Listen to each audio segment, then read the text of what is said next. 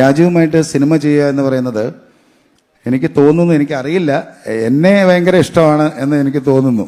എനിക്ക് ഭയങ്കര ഇഷ്ടം തന്നെയാണ് കേട്ടോ. കാരണം എന്താണെന്ന് വെച്ച് കഴിഞ്ഞാൽ കുറേ ചിലവൊക്കെ കൂടുന്ന ആളാണ്, പറയുന്ന കാര്യമൊക്കെ ചെയ്യിപ്പിക്കുന്ന ആളാണ്. പക്ഷേ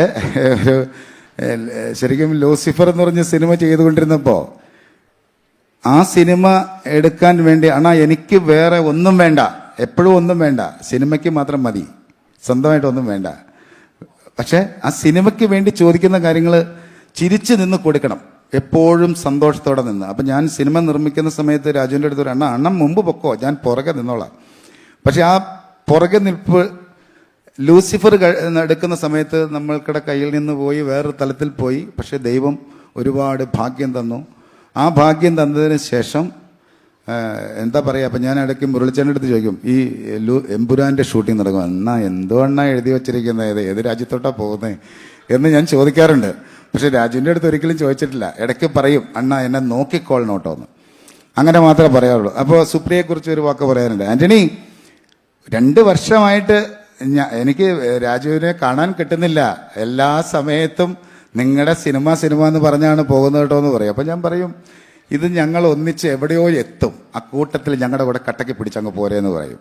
അങ്ങനെ എല്ലാവരും ഭയങ്കര സപ്പോർട്ട് ചെയ്ത് വേറൊരു സ്വപ്നം കണ്ട് മലയാള സിനിമ എന്നുള്ളതിൽ നിന്ന് മാറി ഇന്ത്യൻ സിനിമയുടെ, എൻ്റെ ലാംഗ്വേജൊക്കെ ശരിയാണെന്ന് അറിയില്ല, ഒരു നെറുകയിൽ എത്താൻ പാകത്തിനുള്ള ഒരു സിനിമ നിർമ്മിക്കണം എന്ന ആഗ്രഹമുണ്ട്. ആ ആഗ്രഹമാണ് എമ്പുരാൻ. അത് സംഭവിക്കും. രാജു അത് നിങ്ങൾക്ക് കഴിയും. ഈ സിനിമ അത് തന്നെയാണ് സംഭവിക്കാൻ പോകുന്നത്. പ്രത്യേകിച്ചും അതിൽ മോഹൻലാൽ സാറ് ഉണ്ടാകുന്നു എന്ന് പറയുന്നതാണ് എൻ്റെ ഏറ്റവും പ്രിയപ്പെട്ട കാര്യം. അപ്പോൾ അതിൻ്റെ കൂടെ എൻ്റെ എല്ലാ ശ്വാസവും വെച്ച് ഞാൻ രാജുവിൻ്റെ കൂടെ ഉണ്ടാകും. അതുപോലെ തന്നെ ഇത്രയും വലിയൊരു സ്വപ്നം കണ്ട് നമ്മൾ യാത്ര ചെയ്യുമ്പോൾ അതിൻ്റെ കൂടെ രാജുവിൻ്റെ കൂടെ സപ്പോർട്ട് ചെയ്ത എല്ലാവരെയും ഈ സമയത്ത് ഓർക്കുന്നുണ്ട്.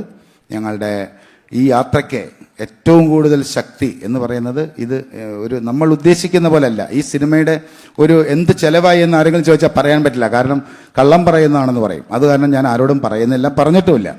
അപ്പോൾ അത്രയും വലിയൊരു സിനിമയുടെ യാത്രയ്ക്ക് ഏറ്റവും സപ്പോർട്ടോട് കൂടി നിൽക്കുന്ന ലൈക്ക പ്രൊഡക്ഷൻസ് എന്ന് പറഞ്ഞാൽ ആ സംസാരം എൻ്റെ അടുത്തേക്ക് ആദ്യം രാജു തന്നെയാണ് ഏൽപ്പിച്ചത്.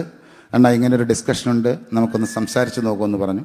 അപ്പം നമ്മൾ കേൾക്കുമ്പോൾ, നമ്മൾ കാണുമ്പോൾ ലൈക്ക പ്രൊഡക്ഷൻസ് അത് ഇന്ത്യയിലെ ഏറ്റവും നമ്പർ 1 ഒരു പ്രൊഡക്ഷൻ ഹൗസാണ്. ആ കമ്പനിയുമായിട്ട് അസോസിയേറ്റ് ചെയ്യാൻ പറ്റിയതിൽ വലിയ സന്തോഷമുണ്ട്. അത് സുഭാസ്കർ സാർ എത്തിയിട്ടില്ല. സാറിനോട് എൻ്റെ അതിയായ സ്നേഹം അറിയിക്കുന്നു. തന്ന സപ്പോർട്ടുകൾക്കെല്ലാം വളരെ സ്നേഹം അറിയിക്കുന്നു.